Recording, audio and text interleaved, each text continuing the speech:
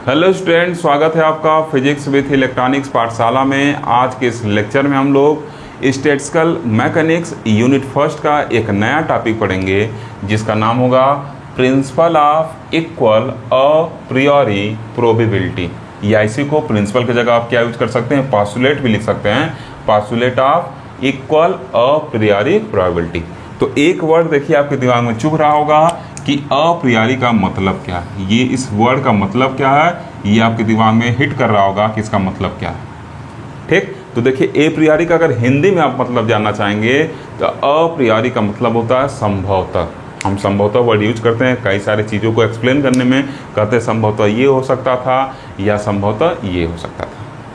ठीक, तो एक वर्ड में इसका मतलब हुआ ना। अगर डिटेल में इसके मतलब को जाना जाए तो कुछ ऐसा चीज़, अप्रियोरी मतलब क्या होता है, ऐसे चीज़ें जो बिना किसी एक्सपीरियंस के, बिना किसी एक्सपेरिमेंट के हमारे दिमाग में पहले से ही आ जाए। क्या बताए हैं, ऐसे चीज़ें जो बिना किसी एक्सपीरियंस के या बिना किसी एक्सपेरिमेंट के हमारे दिमाग में पहले से ही आ जाती हैं, उन्हीं को अप्रियोरी करते हैं। देखिए आज का जो टॉपिक है काफ़ी टफ है, इसको समझने की कोशिश करिएगा। आप थोड़ा जरूर एफर्ट लगाइएगा तभी आप समझ पाएंगे, अदरवाइज आपको समझने में दिक्कत होगा। काफ़ी टेढ़ा टॉपिक है। स्टैटिस्टिकल मैकेनिक्स के जितने भी टॉपिक हैं सब टेढ़े ही हैं। क्लासिकल और क्वांटम में तो आप अच्छे समझ जा रहे थे, लेकिन इसमें काफ़ी टफ टॉपिक आएंगे और वैसे ही स्पेक्ट्रम में आएंगे। इस वजह से आपको थोड़ा एफर्ट लगाना पड़ेगा। ठीक, इसलिए मैं इस टॉपिक को एक एग्जाम्पल से स्टार्ट कर रहा हूँ ताकि आपको ले जाकर और जो स्टैटिस्टिकल का डेफिनेशन है वहाँ डायरेक्ट पहुँचा दूँ। ठीक, तो इसीलिए पहले एग्जाम्पल ले रहा हूँ। ओके, तो अब देखिए अप्रियोरी मतलब हम लोग क्या समझे कि ऐसे चीज़ें जो बिना किसी एक्सपेरिमेंट के या बिना किसी एक्सपीरियंस के हमारे दिमाग में आ जाए। जैसे मान लीजिए हम क्या कर रहे हैं, कोई कॉइन टास्क कर रहे हैं, तो कॉइन के एक तरफ हेड रहता है, एक तरफ टेल रहता है। तो कॉइन टास्क किए तो तुरंत हमारे दिमाग में आ गया, हम न उस पर कोई एक्सपेरिमेंट किए हैं न तो कोई उस पर लॉ लगा रहे हैं, लेकिन तब भी हमारे दिमाग में पहले से ही आ जा रहा है कि या तो हेड ऊपर आएगा या तो टेल ऊपर आएगा। और दोनों की आने की जो प्रोबेबिलिटी होगी, दो घटना हो रही है, या तो हेड आएगा या तो टेल आएगा, तो हाफ हाफ क्या होंगी उसकी प्रोबेबिलिटी होगी ना। इसमें हम ना कोई लॉ लगाए हैं न कोई हमारा पहले से एक्सपीरियंस था, बस हम सिक्कों को देखे, कहे कि एक तरफ हेड है एक तरफ टेल है, तो जाहिर सी बात है या तो हेड आएगा या तो क्या होगा, टेल आएगा। तो यही होता है अप्रियोरी। अप्रियोरी मतलब यही होता है कि क्या अप्रियोरी मतलब क्या होता है, by a priori means something which exist in our mind prior to its actual occurrence and independent of experience। मतलब ऐसा चीज जो हमारे माइंड में पहले से एग्जिस्ट कर रहा हो। माइंड प्रियर लिखा है, देखिए प्रियर लिखा है यहाँ पे। प्रियर मतलब क्या, पहले से क्या कर रहा, एग्जिस्ट कर रहा हो, प्रियर टू इट्स एक्चुअल, बिना उसके अकरेंस के, और इंडिपेंडेंट ऑफ एक्सपेरिमेंट, बिना किसी एक्सपेरिमेंट के। ठीक, जैसे अभी सिक्का क्या हुआ, गिरा नहीं। सिक्का को जैसे हम टास्क देखे तुरंत हमारे दिमाग में आ गया, अभी वो इवेंट हुआ नहीं है, अभी वो सिक्का नीचे गिरा नहीं है, अभी हमने उसको टास्क नहीं किया है, लेकिन हमारे दिमाग में ये चीज़ आ गया है कि या तो हेड आएगा या तो टेल आएगा। मतलब क्लियर हो गया है कि पहले से ही हमारे दिमाग में ये कॉन्सेप्ट सेट हो गया और न हमको कोई उसका एक्सपीरियंस है। फर्स्ट टाइम ही आप देखेंगे तब भी आपको ये अंदाज़ा लग जाएगा। तो इसका मतलब क्या, वो चीज़ें पहले से आपके दिमाग में सेट हो गई हैं, न कोई एक्सपेरिमेंट किया है न कोई एक्सपीरियंस है, तब भी हमारे दिमाग में सेट है कि जब हम कॉइन को टास्क करेंगे तो या तो हेड आएगा या तो टेल आएगा, और दोनों की आने की जो प्रोबेबिलिटी है हाफ हाफ होगी, मतलब इक्वल एप्रियर है। क्या है, इक्वल एप्रियोरी है। ठीक, तो इसका मतलब ये होता है। जैसे एग्जाम्पल लिखे हैं, suppose we throw a dice. Ludo खेलते होंगे, डाइस को आप क्या करते हैं, थ्रो करते हैं। Now there is no law of mechanics which can tell us in advance which face of dice shall come up in preference to other faces। अब यहाँ पे कोई लॉ मैकेनिक्स नहीं है जो बताएगा कि कौन सा फेस ऊपर आएगा, कोई लॉ तो यूज करते नहीं वहाँ पे। ठीक, thus we postulate a priori based on our previous notation without any experimental experience that the probability of any of the six face appearing uppermost is equal। देखिए समझिएगा, इस लाइन का मतलब समझिएगा। ये एग्जाम में आपको नहीं लिखना, बस समझने के लिए मैं यहाँ लिखा हूँ। एग्जाम जो लिखना अभी नेक्स्ट सेशन देखा जाएगा। अगर हम क्या कर रहे हैं, मान लीजिए कोई डाइस है, ये कोई डाइस है, सभी लोग लूडो खेलते हैं, आजकल तो ऑनलाइन लूडो खेलने लगे हैं। ठीक, ये कोई डाइस है, 6 फेस है इसके। ठीक, अब इस डाइस को जो हम क्या करें, थ्रो करेंगे, तो कोई पूछे कि हर एक फेस के आने की मतलब किसी भी फेस के ऊपर आने की संभावना क्या होगी, तो आप कहेंगे टोटल 6 फेस है, इसका मतलब इसका मतलब किसी भी फेस के ऊपर आने की जो संभावना होगी वो क्या होगी, 1/6 होगी।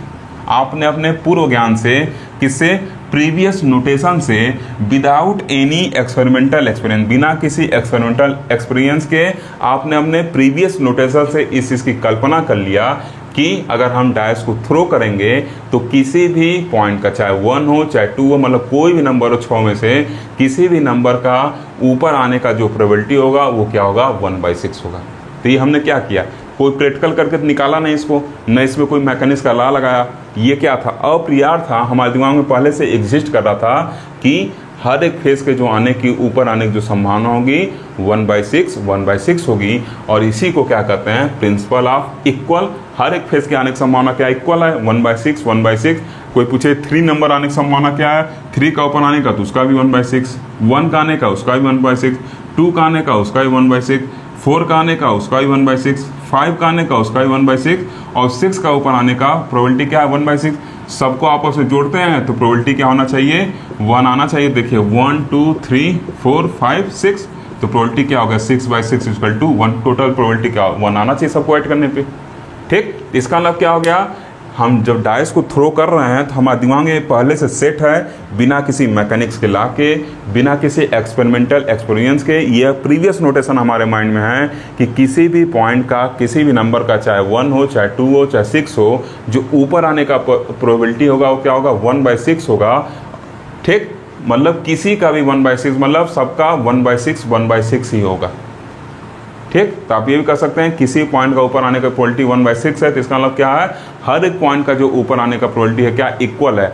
और ये अप्रियर है हमारे दिमाग में, मतलब पहले से हमारे दिमाग में क्या है, इसका ख्याल आ रहा है, ये पहले से पूर्वानुमान है हमको। इसी को क्या कहेंगे, प्रिंसिपल ऑफ अप्रियरी। और प्रोबेबिलिटी क्या इक्वल है, इक्वल प्रोबेबिलिटी, या ऐसे कह सकते हैं principle of equal a priori probability.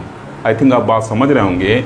जो हम जब डाइस को फेंक रहे हैं, थ्रो कर रहे हैं, तो हमारे दिमाग में ये ख्याल आ जा रहा है, पहले से अप्रियर है ये, कि हर एक फेस का, हर एक नंबर का ऊपर आने का जो प्रोबेबिलिटी होगा वो क्या होगा, 1/6 होगा। मतलब सबका 1/6 सब कुछ इक्वल होगा। तो ये हमारे दिमाग में अप्रियर है।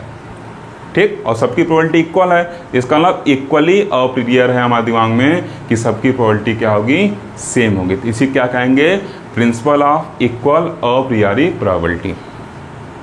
क्लियर है, यही क्या होता है, principle of equal a priori probability होता है।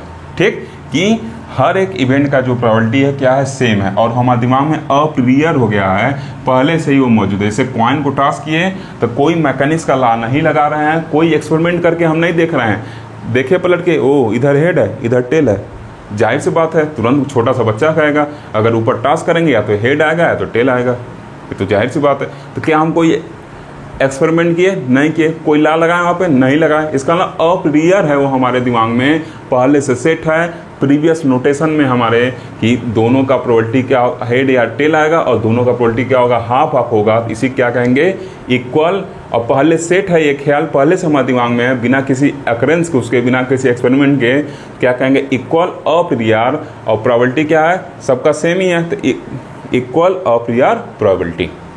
ठीक, इसी को क्या कहा जाएगा, इक्वल अप्रियर प्रोबेबिलिटी। ठीक, देखिए आगे क्या लिख दिए हैं, the principle of assuming equal probability for equally event is called principle of equal a priori probability. देखिए हर एक फेस का ऊपर आने का जो प्रोबेबिलिटी है, क्या किया हमने, पहले से अप्रियर कर लिया, पहले से ही ख्याल हमारे दिमाग में आ गया कि हर एक फेस का, हर एक नंबर का, चाहे 1 हो चाहे 2 हो चाहे 3 हो चाहे 4 हो चाहे 5 हो चाहे 6 हो, हर एक फेस का जो ऊपर आने का प्रोबेबिलिटी होगा इक्वल होगा। मतलब ये जो ख्याल हमारे दिमाग में आया इक्वल प्रोबेबिलिटी का, इसी को क्या कहते हैं, postulate of equal a priori probability या principle of equal a priori probability. उसी को लिखे हैं कि the principle of assuming equal probability for equally event is called principle of equal a priori probability. ठीक, उम्मीद है आपको ये चीज़ क्लियर हो गया होगा। अब क्या एग्जाम लिखना है उसको लिखा जाएगा और फिर उसको समझा जाएगा। ठीक, क्लियर, ओके स्टूडेंट, तो अब हम देखेंगे कि एग्जाम में हम लोग को क्या लिख कर आना है। ठीक, लास्ट सेशन में जो हम लोग लिखे थे बोर्ड पे वो आपको एग्जाम में नहीं लिखना है, वो बस आपको समझाने के लिए मैं बोर्ड पे लिखा था कि आप अप्रियारी का मतलब समझ जाएं, और वहाँ से आप कंक्लूड किए थे कि अप्रियारी मतलब एक ख्याल है जो किसी इवेंट के अकर होने के पहले ही हमारे दिमाग में वो ख्याल आ जाता है। जैसे किसी कॉइन को अगर हम टॉस करें तो उसको टॉस करने के पहले ही हमारे दिमाग में ये ख्याल आ जाता है कि या तो हेड आएगा या तो टेल आएगा। ठीक, तो ये ख्याल पहले से आया है, इसी क्या कहते हैं, अप्रियारी कहते हैं इस ख्याल को। और हेड और टेल आने की जो प्रोबेबिलिटी होगी क्या होगी, हाफ हाफ होगी, मतलब इक्वल होगी। तो इस पूरे जो इवेंट है इसको क्या कहेंगे, इक्वल अप्रियारी प्रोबेबिलिटी कहेंगे। ठीक, यहाँ तक कंक्लूड किए थे। अब स्टैटिस्टिकल मैकेनिक्स के भाषा में इसको कैसे लिखा जाएगा उस चीज़ को हम देखेंगे। तो देखिए इसको क्या कहेंगे, लिखेंगे कि it is fundamental postulate of statistical mechanics and it states that, ये क्या है, फंडामेंटल पॉस्टुलेट है स्टैटिस्टिकल मैकेनिक्स का, और ये क्या बताता है, तो बताएगा कि for a system in equilibrium, अगर कोई सिस्टम इक्विलिब्रियम में है, for a system in equilibrium, यहाँ कामा लगा दीजिएगा, comma all accessible micro state क्या होता है, इस पे हम वीडियो बना चुके हैं, आपने देखा होगा। अगर आप डायरेक्ट कोई लेक्चर देखेंगे तो कोई लेक्चर आपको अच्छे समझ में नहीं आएगा, इस वजह से डिस्क्रिप्शन बॉक्स में दिए गए प्लेलिस्ट लिंक पे जाइए, हर एक लेक्चर को सीरियल वाइज देखते हुए आइए। अगर आपको अच्छे से पढ़ना है तब बस फॉर्मेलिटी करना है तो बीच में कोई लेक्चर देख के नोट्स बना लीजिए, तब वो एग्जाम में जो आपके साथ होगा उसको एग्जाम में ही आप देखिएगा। इस वजह से अच्छा नंबर अगर पाना है तो लेक्चर को सीरीज वाइज देखिए। अगर सीरियल वाइज देखेंगे तो फिर एग्ज़ाम में अच्छे नंबर पाएंगे, ये मैं गारंटी के साथ कर रहा हूँ। क्योंकि जब सीरियल वाइज देखेंगे चीज़ों को समझे रहेंगे तो एग्ज़ाम में अगर कोई इधर उधर भी वर्ड हो जाता है आपके दिमाग से तो उसको आप बना के लिख ले जाएंगे। कॉन्सेप्ट दिमाग रहेगा तो उसको आप अपने लैंग्वेज बना ले जाएंगे, लेकिन जब समझेंगे नहीं बस फॉर्मेलिटी करेंगे तो फिर दिक्कत होगा आपके साथ। अब देखिए यहाँ पे एसेसेबल माइक्रोस्टेट, आपको पता है ये क्या होता है। ठीक, corresponding to a given microstate are equally probable, मतलब प्रिंसिपल ऑफ इक्वल एप्रियारी या पॉस्टुलेट ऑफ इक्वल एप्रियारी ये बताता है स्टैटिस्टिकल मैकेनिक्स लैंग्वेज अगर कहा जाए कि किसी दिए अगर सिस्टम क्या है हम लोग का इक्विलिब्रियम में है तो किसी माइक्रो स्टेट के करस्पॉन्डिंग जो माइक्रो स्टेट होंगे वो क्या होते हैं, इक्वली अप्रियारी होते हैं। ठीक, इक्वली प्रोबेबल होते हैं। ठीक, वो क्या होते हैं, मतलब किसी माइक्रो स्टेट के करस्पॉन्डिंग अगर सिस्टम इक्विलिब्रियम में है तो जो एसेसेबल माइक्रो स्टेट होंगे वो क्या होंगे, इक्वली प्रोबेबल होंगे।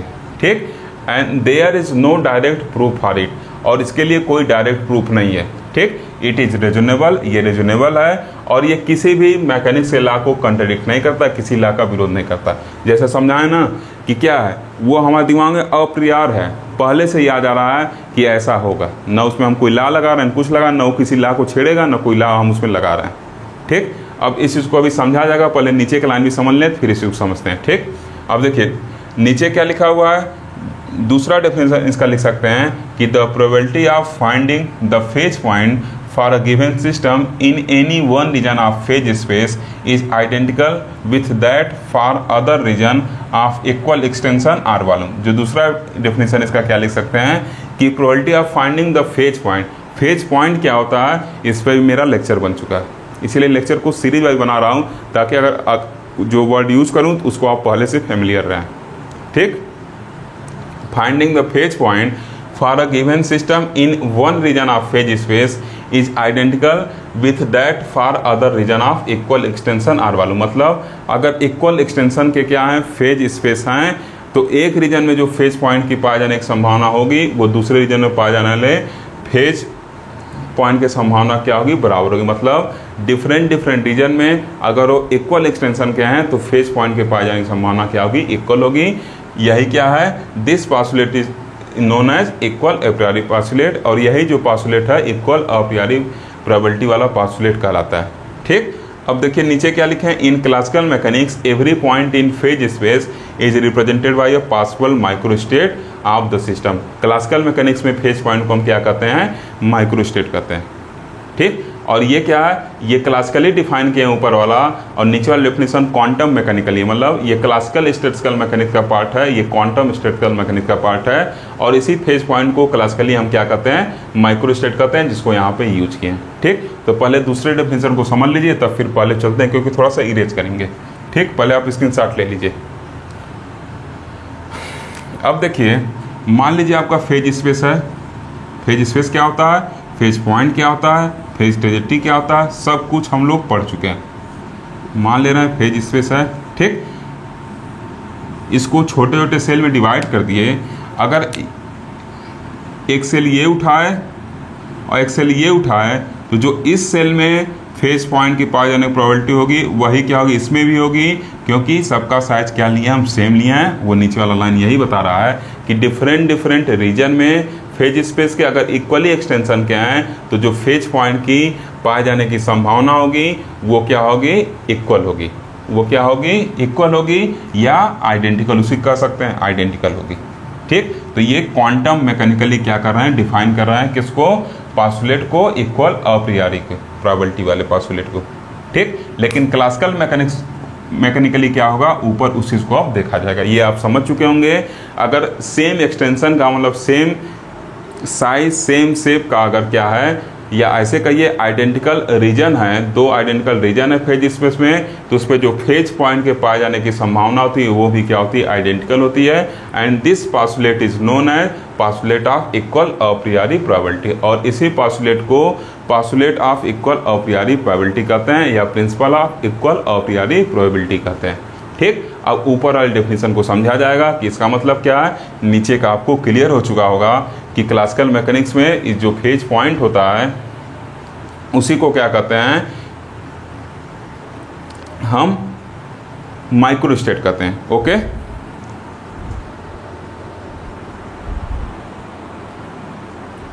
ओके स्टूडेंट, तो अब इसको समझने की कोशिश करते हैं कि for a system in equilibrium all accessible microstate corresponding to a given microstate are equally probable। ठीक, तो देखिए तीन पार्टिकल का सिस्टम नहीं है जिसको हम डिस्ट्रीब्यूट कर रहे हैं। तो जब तीन पार्टिकल का सिस्टम है जिसको दो आइडेंटिकल बॉक्स में डिस्ट्रीब्यूट कर रहे हैं, इसको पीछे हम लोग पढ़ भी चुके हैं। ठीक, तो ये पॉसिबल माइक्रोस्टेट क्या होंगे, n+1 माइक्रोस्टेट होते हैं, मतलब 4 पॉसिबल माइक्रोस्टेट होंगे। n+1 3 का n का वैल्यू क्या, 3 है, 3 पार्टिकल है, तो 3+1 4 हो गए। और कितने माइक्रोस्टेट होंगे, तो 2 के पावर n। ठीक, तो 2 के पावर 3 हो जाएगा, तो 8 माइक्रोस्टेट होंगे। ऐसे हम लोग बनाए थे। अब देखिए, अगर देखा जाए तो अगर 2 1 के करस्पॉन्डिंग अगर ये एसेसिबल माइक्रोस्टेट हैं, अगर हम कंस्ट्रेंट लगा दें कि कोई भी बॉक्स इम्पटी नहीं रहना चाहिए, तो कौन कौन से इसमें से माइक्रोस्टेट क्या होंगे, एसेसिबल होंगे। 2 1 और 1 2 वाले माइक्रोस्टेट इसमें से एसेसिबल माने जाएंगे। एसेसिबल माइक्रोस्टेट और इनएसेसिबल माइक्रोस्टेट क्या होता है, इसको भी मैं पढ़ा चुका हूँ। ठीक, तो पहले आप उन लेक्चर को देखेंगे तभी ये टॉपिक समझ में आएगा। ठीक, तो अगर कंस्ट्रेंट लगा हुआ है कि कोई बॉक्स इम्पटी नहीं रहना चाहिए, तो 2 1 और 1 2 वाला क्या होगा, आपका एसेसिबल माइक्रोस्टेट होगा। और इसके करस्पॉन्डिंग जो एसेसिबल माइक्रोस्टेट होंगे वो ये और ये होंगे। तब देखिए, इसके करस्पॉन्डिंग जो एसेसिबल माइक्रोस्टेट हैं, इसका जो प्रोबेबिलिटी आ रहा है कितना आ रहा है, 3/8 आ रहा है। ठीक, ये 3/8 आया कैसे है, हर एक स्टेट का जो प्रोबेबिलिटी है क्या है, 1/8 1/8 1/8 होता है। इसी को ऐड करने पर 3/8 आता है। वैसे नीचे भी देखिए, इस माइक्रोस्टेट के करस्पॉन्डिंग 3 माइक्रोस्टेट आए हैं। इस वजह से थर्मोडायनेमिक प्रोबेबिलिटी, जिसको W से लिखते हैं, वो क्या होगा, या ओमेगा आप कैसे कहिए उसको, 3 होगा। ठीक, ये इसके करस्पॉन्डिंग जो थर्मोडायनेमिक प्रोबेबिलिटी क्या होगा, 3 होगा। और इसको हम कैसे लिखे हैं, 3/8 thermodynamic probability divide by number of microstate, तो प्रोबेबिलिटी निकलता है। अब ये कैसे वास्तव में आता है, ये तीनों स्टेट का अलग अलग क्या होता है, 1/8 1/8 1/8 ऐड करने पर आता है। इसका मतलब हर एक स्टेट का जो प्रोबेबिलिटी है वो क्या है, इक्वल है। और यही प्रिंसिपल ऑफ इक्वल एप्रियरी प्रोबेबिलिटी बताता है कि अगर किसी माइक्रोस्टेट के करस्पॉन्डिंग एसेसिबल माइक्रोस्टेट हैं, तो हर एक स्टेट का जो प्रोबेबिलिटी होगा क्या होगा, इक्वल होगा, मतलब वो इक्वली प्रोबेबल होंगे। ठीक, वही लिखा है कि for a system in equilibrium all accessible microstate corresponding to given microstate are equally probable. देखिए यहाँ पे इसका ये मैंने इसको समझा दिया कैसे ये इक्वली प्रोबेबल है। 3/8 आ रहा है, तो जाहिर सी बात है 1/8 इसका होगा, 1/8 इसका होगा, 1/8 इसका होगा। ठीक, हर एक स्टेट का क्या होगा, 1/8 होगा, इसका 1/8 होगा, इस वाले का 1/8 होगा, इसका 1/8 होगा, इसका 1/8 होगा, इसका 1/8 होगा, 1/8 1/8 1/8 होगा। तो किसी मैक्रो स्टेट के करस्पॉन्डिंग जो एसेसुअल माइक्रो स्टेट होंगे उनका जो प्रोबेबिलिटी होता है क्या होता है, आपस में उनका जो प्रोबेबिलिटी होता है क्या होता है, इक्वल होता है। यही क्या है, इक्वल अप्रियरी प्रोबेबिलिटी है। ठीक, उम्मीद है कि ये लेक्चर आपको समझ में आया होगा, और अगर समझ में आया तो आप इसे लाइक करिए, शेयर करिए, तथा अभी तक अगर चैनल को सब्सक्राइब नहीं किया सब्सक्राइब करिए। Thank you for watching.